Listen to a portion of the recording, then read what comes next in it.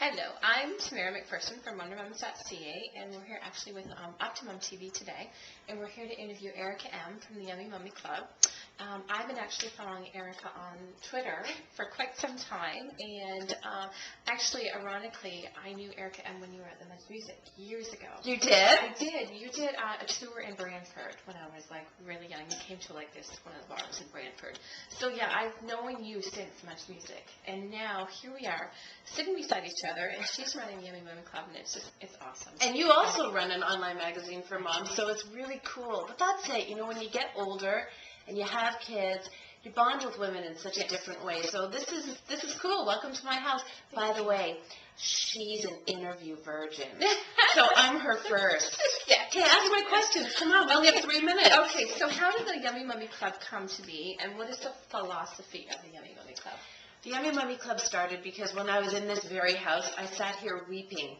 I was so depressed, and I really sucked as a mom. I dropped my son once. He fell out of the carrier. Like, it was bad. And I felt like I was the worst mom. And all the moms, like, I have a park behind my house.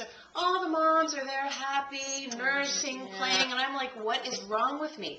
And then I started to talk to these moms separately in secret. And I found out that they all were freaking out in their own way, but everybody was too ashamed to mention that they were having a hard time. And I thought, like, why is no one talking about it? So initially I started a TV show called Yummy Mummy. And when they canceled that show, I started the Yummy Mummy Club, and I called it Club specifically because I wanted to call it Secrets of the Yummy Mummy Club, because we all keep these horrible little secrets, and I wanted to talk about the secrets, and then if you know that what I'm going through, you're not going to feel bad anymore, because you'll know, oh my God, we're all going through the same thing. Yes, motherhood is hard. No one talked about it before. Now we do. Yes, we do. For sure we do. So how do you balance your life with your writing, your songwriting, running your Mummy Club, and your family, and being a mom and a wife, and how do you balance that all? I don't. And you know what it is? It's a roller coaster ride.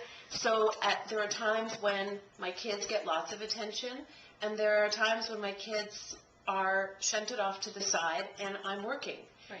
And, you know, it's interesting because this is my kitchen, and here's my computer that, you notice, it's right in the center of the family. So I'm guilty of what people like unmarketing or undaddy say all the time, which is, you know, turn off your computer and your cell phone around your kids. I don't. Neither do I. I mean to. I want to. If you want the honest truth, I don't. Because in order for me to do all those things and create all that I want to create, I compromise. And sometimes my children get the shunt, and sometimes I turn off the computer and I don't get the work done that I'm supposed to. And you know what? The world doesn't fall apart. Right. Usually my house is a pigsty, but because I had this big Oscars party, oh my God, I ran the hell around the house and hit everything.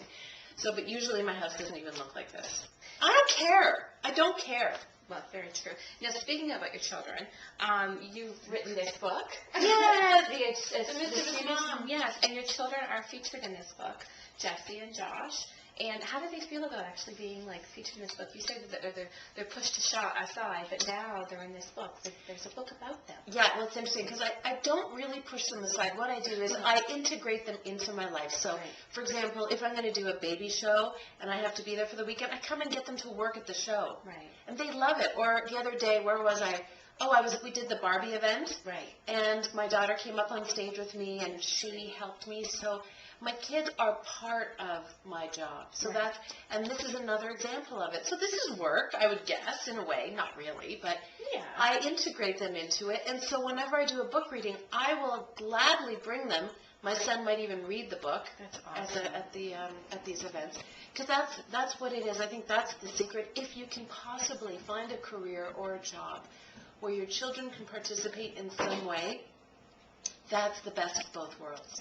And the book is really fun because it's kind of about me, but it's also kind of about Rebecca Eckler, who I wrote the book with, because we're both mischievous moms, which means we go on adventures, we do things we're not really supposed to do, we break the rules. And I think it's really important in this era, which is sort of like the age of the creative class, which is, what I mean is that the people who are making money now are the people who are inventing, who are creating, who are the idea people, not the manufacturers. And I want my kids to know, and I want other kids to know, and I want moms to know that it's really important to break the rules, not make the rules. Well, you break the rules in the book. I do. I break the rules, You do. and we You have do. a great time. Yeah.